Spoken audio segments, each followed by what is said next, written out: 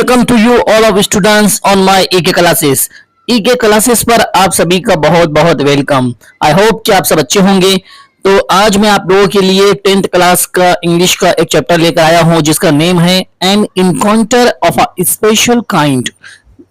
Okay, नाम समझ में आया आपको? यह है यूनिट नंबर 1.2। आज हम इसको स्टार्ट करने वाले हैं और आप लोग ये जो आपके सामने डायग्राम है, तस्वीर है, फोटो है, इसको देखकर ही समझ रहे होंगे कि इसमें क्या होने वाला है।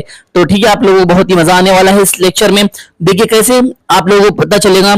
देखिए यहाँ पर एक बहुत ही खतरनाक लंगूर, देखो राइटर ऐसा बता रहे हैं। एक मर्तबा राइटर जो है तो तप्पन मुखर्जी, उनका नाम है तप्पन मुखर्जी, ये एक मर्तबा अपने घर पर किताब पढ़ रहे थे तो उन्होंने देखा कि बाहर बहुत सारे कुत्तों के लड़ने की आवाज आ रही है। जब उन्होंने बाहर आकर देखा तो उन्होंने देखा कि एक खतरनाक लंगूर जो बहुत बड़ा बंदर था वो एक छोटे से लंगूर बंदर को मार रहा था और बड़ी बेरहमी से उसे चाप रहा था। चैप्टर में इस तरह से बताया गया है कि एक बहुत ही बड़ा लंगूर जो है तो बंदर का एक टाइप से का बंदर होता है ये, जो छोटे बंदर को मार रहा था और आसपास में बहुत सारे कुत्ते जो है तो भौंक रहे थे। राइटर ने देखा कि यहाँ तो बहुत ही खतरनाक हंगामी हालत हो चुकी है, तो राइटर ने घर में अंदर से जाकर एक लकड़ी जो है तो उस लंगूर की तरफ फेंका, लेकिन वो लंगूर पर कोई असर नहीं हुआ। इसी तरह से वो लंगूर जो है तो कंटिन्यू उस छोटे से बंदर को मार रहा था और बेरहमी से उसे चाप रहा था। राइटर ने फिर बहुत कोशिशें की। उसके बाद राइटर जो है तो नरेटर जो है तो पत्थर जो है तो लंगूर पर मारने लगा।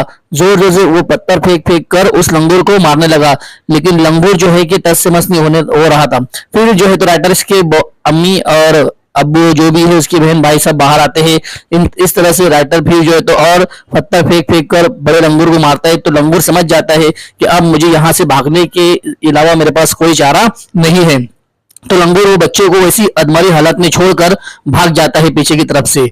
राइटर जो है तो जल्दी से गिरते पड़ते वो बंदर लंगूर के बच्चे के पास पहुंचता है और उसे अपने बाहों में उठाता है और घर के अंदर लाता है और लाने के बाद उसको साफ सूफ करता है और अच्छे से उसको रखते हैं एक पिंजरे में।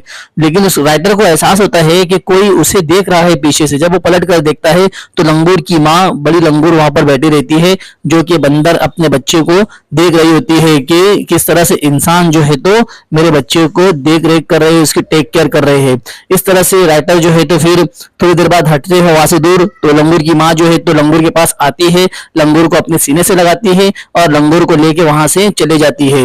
राइटर बोलता है कि इस वाकये से, ये इनकाउंटर से मुझे एक बात पता चली कि इंसानियत अभी भी जिंदा है। समझ में आ रही बात? तो इंसानों में और जानवरों में सिर्फ खाने का रिश्ता नहीं होना चाहिए, खाने पीने की हद तक के नहीं, बल्कि हमदर्दी और एक दूसरे को जो है तो इंसानों को जो तो जानवरों को सपोर्ट करना चाहिए, ऐसा राइटर ने कहा। इनकाउंटर का मतलब होता है सामना करना। ओके, तो आज हम इस लेक्चर में इसके बहुत सारे क्वेश्चन आंसर देखेंगे जो बोर्ड के एग्जाम में भी आते हैं। Is it clear students? I hope कि आपको ये बातें समझ में आ रही होंगी। इस तरह से मतलब ये जो पूरी कहानी है इन शॉर्ट मैंने आप लोगों को 5 मिनट में बता दिया। मैं आप लोगों को और भी इसकी डीप में आगे बताता हूँ। कंटिन्यू हम इसका जो पेजेस पे देखेंगे, जहां से पेज स्टार्ट हो रहा है चैप्टर का, तो वहां से भी हम कंटिन्यू देखते चलेंगे। आई होप कि आपको कहानी इन शॉर्ट समझ में आ चुकी होंगी कि कहानी किस तरह से, और बाकी जो कहानी में और जो बहुत सारी डिटेल है, जैसे राइटर जो है तो मगरबी बंगाल के रहने वाले थे, है ना, एक कंपनी थी मेडिकल की, मतलब वहां पर वो जॉब करते थे। इस तरह से जो भी बहुत सारी बातें हैं ये सब हम आगे और कंटिन्यू देखेंगे। ओके, आई होप कि आपको ये कहानी अच्छे से समझ में आ चुकी होगी। और स्टूडेंट्स, आप लोगों को एक बात कहना है ये कि आप में से अगर जिसे इंग्लिश अच्छे से स्पीकिंग करते ना आती हो, इंग्लिश बिना देखे ना लिखते आता हो, तो वो हमारे इसी चैनल पर एक क्लासेस पर जो है तो इंग्लिश के बहुत सारे लेक्चर्स अवेलेबल है, जिसकी हेल्प से आप लोग अच्छी तरह से इंग्लिश बोल सकते हो, समझ सकते हो, लिख सकते हो। आई होप कि आपको देखना चाहिए। Is it clear? तो देखते हैं N encounter of a special kind का जो यूनिट है 1.2, हम इसको आगे कंटिन्यू करते हैं। इसके क्वेश्चन आंसर देखते हैं, किस तरह से हमको इसको सॉल्व करना है, कैसे बोर्ड के एग्जाम में आता है, ये टोटल डिटेल्स में आप लोगों को अभी यहाँ पर आपके सामने समझाते चलता हूँ। देखिए जैसे कि अभी आप लोगों के सामने मैं एक पेज ओपन करूंगा, वो पेज देखो ये है जिसमें हमें इसको सॉल्व करना है। पेपर बुक्स में बताया जा रहा है कि आप इसको कैसे सॉल्व करोगे। जैसे देखिए ये पेपर आपके सामने है, इसमें बता रहा है कि देखिए यहाँ पर कुछ सेंटेंस लिखे हुए हैं। What do you see in the picture? आपको पिक्चर में, फोटो में क्या दिखाई देता है। दूसरा है what do you think the girl is trying to do, why, क्या आपको ऐसा, आप ऐसा सोचते हो कि लड़की जो कोशिश कर रही है क्यों कर रही है। तीसरा नंबर बता रहा है if you were in the place of that girl what would you do, अगर आप उस लड़की की जगह होते तो आप क्या करते। और चौथे नंबर का सेंटेंस है do you think she will become successful in her mission, क्या वो अपने मिशन में कामयाब होंगी, ऐसा राइटर बोल रहे हैं। ये चारों सवाल का जवाब आपको देना है समझ के, देख कर। ओके, आई होप कि आप इसके चारों के सवाल के जवाब देख कर समझ के अच्छे से दोगे। मैं तो आपको बता सकता हूँ इन शॉर्ट, लेकिन आपको खुद करना है। ओके स्टूडेंट्स, चलिए देखते हैं फिर आगे हम कंटिन्यू। ये हमारे सामने नया पेज है, देखिए जो कि क्या बता रहा है। चार जो है तो फोटो आपके सामने बने हुए, डायग्राम आपके सामने बनी हुई है। इन चारों डायग्राम को देखकर आपको ये बताना है कि उसमें कौन सा एक्शन हो रहा है। देखिए पहला बता रहा है अवर लग्जरियस बंगलोज, हमारा आरामदाह घर, आराम देने वाला घर। तो क्या है ये आपको बताना होगा। ठीक है, तो मैं बताता हूँ आपको। बताइए आप ये ए बी सी डी किस पर है, तो आप बोल सकते हो कि सर ये सी पर है। ओके, फिर तीसरे नंबर का जो सेंटेंस है वो आपको बता रहा है, सेकंड नंबर का जो सेंटेंस है आपको बता रहा है माय फेवरेट पास टाइम, मेरा बेहतरीन पास टाइम। तो स्टूडेंट्स आप लोग गौर से देखिए, आपको फिगर ए पर बता रहे हैं कि इसमें बता रहा है कि ये माय फेवरेट पास टाइम है। ओके स्टूडेंट्स, नंबर थर्ड जो पॉइंट है वो बता रहा है what are commotions, what are commotion. ठीक है, ये देखिए डी में बता रहा है किस तरह से इंसान चिड़चिड़ा है। डी डायग्राम डी में आप देख सकते हो। और नंबर फोर्थ और लास्ट इनग्रोस्ड इन माई बुक, मतलब मैं अपनी किताब में खोया हुआ हूं। तो आप ये भी देखकर समझ सकते हो।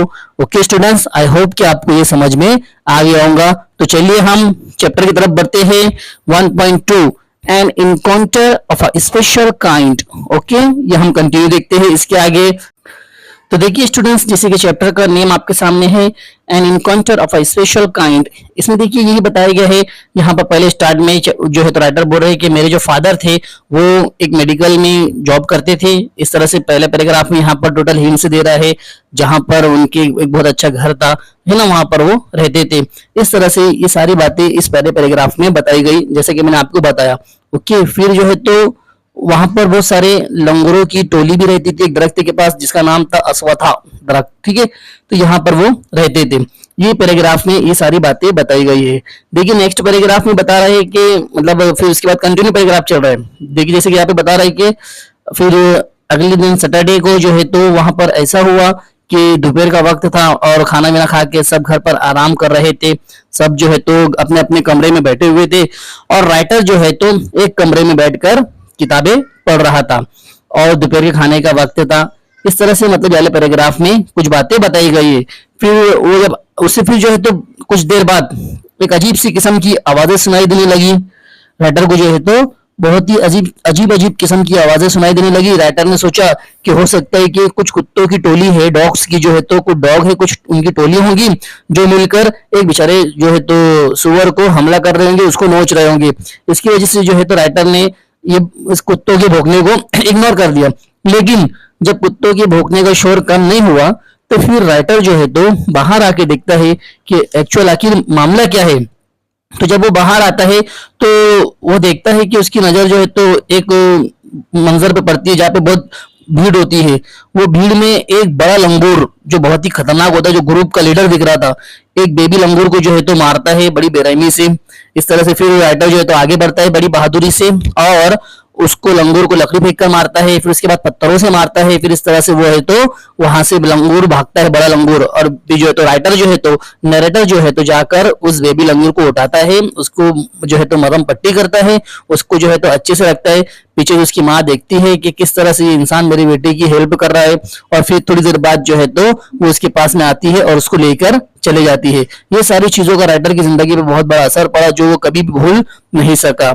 इस दिन को 55 बरस 55 ईयर्स गुजर चुके, उसके बाद भी अभी तक के उसकी जो ये इनकाउंटर था उसकी यादों में आज भी ताजा है। तो ऐसा होना चाहिए। ओके, तो चलिए ये चैप्टर था पूरा। अब हम इसका कंटिन्यू क्वेश्चन आंसर देखते हैं स्टूडेंट।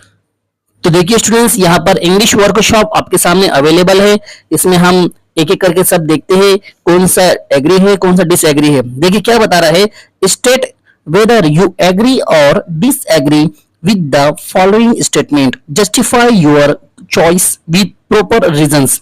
मतलब ये बता रहा है कि आपका जो इसको जो है तो आप जस्टिफाई करो आपके अपने आंसर में और बताओ आप इससे एग्री है या नहीं एग्री है। तो मैं भी आपको सिर्फ यहाँ पर एग्री और डिसएग्री बता देता हूँ, उसके बाद हम इसको जस्टिफाई और आगे कर सकते हैं। तो देखिए पहला यहाँ पर आपके सामने जो क्वेश्चंस दिया हुआ है, the compound where the writer was living was rich in nature's bounty. देखो क्या बता रहा है यहाँ पर, the compound where the writer was living was rich in nature's bounty। क्या आप इस सेंटेंस से एग्री हो? तो यस, आप क्या बोलेंगे? Yes I am agree.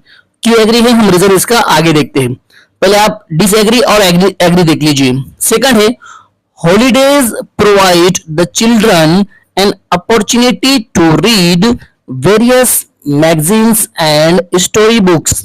जो हॉलीडे होती है, छुट्टियों के दिन होते हैं, वो स्टूडेंट्स को ऐसे मौके, ऐसी अपॉर्चुनिटी, चांस देते हैं जिसमें स्टूडेंट्स बहुत से मैगजीन्स और स्टोरी बुक्स पढ़ सकते हैं। क्या आप इस बात से एग्री हो या नहीं? तो आप बोल सकते हैं यस आई एम एग्री। हाँ, आप जो है तो बोल सकते हैं कि मैं एग्री हूँ। आई होप कि स्टूडेंट्स आपको ये दोनों तीनों सेंटेंस समझ में आ चुके होंगे। दो सेंटेंस। चलो अब हम देखते हैं थर्ड नंबर का सेंटेंस क्या है, वो आपके सामने इस तरह से कंटिन्यू करते हैं। देखो सी है, the narrator made a mistake by saving the baby लंगूर। जो नरेटर था, जो राइटर था जिसने ये कहानी लिखा, क्या उसने बेबी लंगूर को बचाने में कुछ मिस्टेक की थी? तो हम क्या बोलेंगे? नो, डिसएग्री, क्योंकि उसने तो बेबी लंगूर को बचाने में कोई भी मिस्टेक नहीं की थी, इसके लिए डिसएग्री। ये सेंटेंस रॉन्ग है। नंबर 4 डी देखते हैं, animals can not convey emotions. Animal जो है तो क्या उनके इमोशंस को कन्वे नहीं कर सकते? तो ये सेंटेंस भी रॉन्ग है, बल्कि एनिमल्स भी उनके इमोशंस को कन्वे कर सकते हैं। ओके, तो हम बोलेंगे कि ये मैं इस सेंटेंस से डिसएग्री हूं। ओके स्टूडेंट्स, तो देखते हैं नंबर ई, 5 नंबर का last, the narrator was 55 years old when this incident occurred। Okay students, मैं एक बार फिर से रिपीट करता हूँ ये सेंटेंस। देखिए आप लोग, देखो यहाँ पर क्या बता रहा है कि the narrator was 55 years old when this incident occurred। क्या ये जब इंसिडेंट हुआ था, ये हादसा जब हुआ था, तो उस वक्त नरेटर जो राइटर थे जिन्होंने स्टोरी लिखी है, उनकी उम्र, उनकी एज 55 years थी? तो नो, है ना। ये भी क्या बोलेंगे हम? डिसएग्री। आई होप कि आपको ये सेंटेंस समझ में आ चुका होगा। तो अब हम अगले स्टेप देखते हैं, ये पांचों आप लोग राइट डाउन कर लो। ओके, तो कंटिन्यू देखते हैं। देखिए आपके सामने दिया हुआ है मैच द पेयर। इस पेयर को जो है तो आपको मैच करना है ना। ग्रुप ए को ग्रुप बी में आपको मैच करना है। तो मैं आपको नंबर बताते जाता हूं, आप लोगों को नंबर जो है तो राइट डाउन करना होगा। देखिए ए के लिए जो है तो पहला point A, to be a part and parcel of. तो इसके आगे आप लोग लिख सकते हैं जो इधर बी, ग्रुप बी में जो दिया हुआ है 6 नंबर का, ग्रुप बी में 6 नंबर का आपके सामने है। आप देखो, टू बी एन एसेंशियल और integral part. Okay, second B के लिए दिया हुआ है, देखो B, to be engrossed in. तो आप लोग यहां पर 5 नंबर का पॉइंट लिख सकते हो, to be completed, to be completely occupied in. Okay, C के लिए दिया हुआ है, देखो आप लोग C, to take notice of. तो आपको इधर बताना है 1 नंबर का point, to observe and give attention. Okay, D के लिए टू फिगर आउट, डी के लिए टू फिगर आउट। तो इसके लिए आपको बताना है 2 नंबर का point, to be able to solve problem. Okay, E के लिए आपको बताना है to ponder over, to ponder over. इसके लिए आपको बताना है 4 नंबर का सेंटेंस जो आपके सामने है, to think about seriously, to think about seriously. Okay, F के लिए बताना है आप लोगों को, देखो एफ का क्या दिया हुआ है, टू बी ओवरहेल्म्ड बाय। तो आपको इसके सामने बताना है 7 नंबर का, to be affected emotionally in a powerful way. Okay, number G के लिए आपको बताना है इन अ फ्लैश। इसके लिए आपको नंबर 8 का बताना है वेरी क्विकली, वेरी क्विकली। और एच के लिए बताना है आपको, एच के लिए है to find a solace, to find a solace, तो इसके लिए आपको थर्ड नंबर का बताना है, to find comfort and peace, to find comfort and peace. I hope कि स्टूडेंट्स आपको ये समझ में आ चुका होगा। ओके, अगर आपको ये समझ में आ चुका अच्छे से तो आप लोग इसको राइट डाउन कर लो। एग्जाम में इसके लिए 2 मार्क्स के लिए 3 मार्क्स के लिए आता है, तो आपको याद रखो 2 मार्क्स के लिए आएगा ना तो 4 पेयर आपको मैच करना होती है, जैसे ए बी सी डी, तो इधर भी ए बी सी डी इस तरह से देगा, तो इन चारों को आपको मैच करना होता है। और अगर 3 मार्क्स के लिए आएगा तो इधर 6 पॉइंट होंगे और इधर 6 पॉइंट होंगे, उन तीनों को आपको मैच करना होगा। और अगर स्टूडेंट्स 1 मार्क्स के लिए आया तो इधर 2 पॉइंट्स होते हैं और इधर 2 पॉइंट्स होते हैं, इस तरह इन दोनों को आपको मैच करना होगा। तो ये मैच करने के प्रोसेस होते हैं। आई होप कि आपको आसानी से समझ में आ चुका होगा। तो हम अगली स्टेप देखते हैं, जो इसके बाद है क्वेश्चन नंबर थर्ड। 1 हो गया, सेकंड हो गया, अब क्वेश्चन नंबर थर्ड देखते हैं और यहाँ पर फिर हम फिनिश्ड कर देंगे। देखिए क्वेश्चन नंबर थर्ड में क्या बता रहे हैं, पता है आपको, right in your own words, तुमको अपने जुमले में अपने वर्ड्स का उपयोग करना है। Why did narrator ignore the barking of dogs, देखिए क्या बता रहा है यहाँ पर कि नरेटर ने बार्किंग ऑफ डॉग्स, जो कुत्ते भौंक रहे थे, उसको क्यों इग्नोर किया। आपको क्वेश्चन समझ में आ रहा है स्टूडेंट्स, इसका जवाब आपको देना है। ये पर्सनल रिस्पांस का क्वेश्चन है और इसका आंसर आप खुद अपने सेंस में दोगे। देखिए एक बार मैं रिपीट करता हूं, क्या बता रहे सेंटेंस के, why did the narrator ignore the barking of dogs, narrator ने जो कुत्तों के भौंकने की आवाज को क्यों इग्नोर किया था, इसका आंसर आपको कुछ इस तरह से बताना होगा। तो आप लोग आंसर इस तरह से लिख सकते हो, number 1, the narrator thought that the pack of dogs as usual must have trapped an unfortunate pig। Number 1 point आप ये लिखना है। सेकंड लिखना है, और सेकंड आपको इस तरह से लिखना है, so narrator ignored the barking of dogs, so narrator ignored the barking of dogs, इसलिए जो है तो नरेटर ने कुत्तों के भौंकने पर इग्नोर कर दिया। ओके स्टूडेंट्स, अब हम सेकंड देखते हैं, why did Mother Langur make no effort to grab her baby from the coop? Why did Mother Langur make no effort to grab her baby from the coop? तो आप answer इस तरह से बोल सकते हो, Mother Langur did not make any effort to grab her baby। Number 1, second आप इस तरह से लिख सकते हो, It was because she was completely sure that the writer was not doing any harm to her baby and whatever he was doing was for the good of the baby। क्योंकि उसे पता था कि जो राइटर है वो उसकी baby के लिए, लंगूर बच्चे के लिए जो भी कर रहा है अच्छा ही कर रहा है, वो मेरे बेटे को तकलीफ नहीं देगा। इसके लिए जो है तो mother langur do not make any effort to grab her baby from the coop. Okay students, तो ये थे आज की मतलब टोटल 3 एक्टिविटीज, और आई होप कि आपको समझ में आया होगा अच्छे से। तो आप लोग इसे राइट डाउन कीजिए, और आप लोगों को ये बताना है कि हमारे इस चैनल पर एक क्लासेस पर आप लोगों के लिए 10th के बोर्ड के एग्जाम तक के टोटल जो है तो चैप्टर और पोएम्स और जितने भी नॉवेल्स है सबका क्वेश्चन आंसर अवेलेबल है, और बोर्ड के एग्जाम के पेपर भी आपको यहाँ पर सॉल्व कराए जाएंगे। आप लोग हमारे चैनल से बने रहिए, और हमारी इतनी मेहनत पर आप लोग प्लीज सब्सक्राइब कीजिए और अपने दोस्तों में शेयर कीजिए, लाइक कीजिए, कमेंट कीजिए, ताकि हमें भी इससे जो है तो बेनिफिट हो और हम इससे जो है तो हौसला होकर, ताकि हाँ हमारे स्टूडेंट्स हमारा चैनल कंटिन्यू देख रहे हैं तो अच्छी से अच्छी वीडियो आप लोगों के सामने बना सके, आप लोगों को शेयर कर सके। ओके स्टूडेंट्स, आई होप कि आप लोग शेयर करोगे, लाइक करोगे, सब्सक्राइब करोगे अपने दोस्तों में भी। और स्टूडेंट्स, आपको अगर कुछ भी प्रॉब्लम हो, कोई भी आपको डिफिकल्टी हो किसी भी चीज में, तो आप मुझे कमेंट कर सकते हो कि सर प्लीज ये भी क्लियर कर दीजिए, तो मैं आप लोगों को जितनी भी आपका प्रॉब्लम है ट्राई करूंगा कि उसको दूर कर दूं, उसको जो है तो क्लियर कर दूं। ओके स्टूडेंट्स, आई होप कि आप लोग ये चैप्टर समझ गए होंगे। इसकी जो है तो कंटिन्यू इसी में आप लोग आगे हर स्टेप में देख सकते हो। पार्ट सेकंड में, पार्ट थर्ड में हम पूरा चैप्टर खत्म कर देंगे। Okay, wish you best of luck all of you and have a nice day. Wish you best of luck.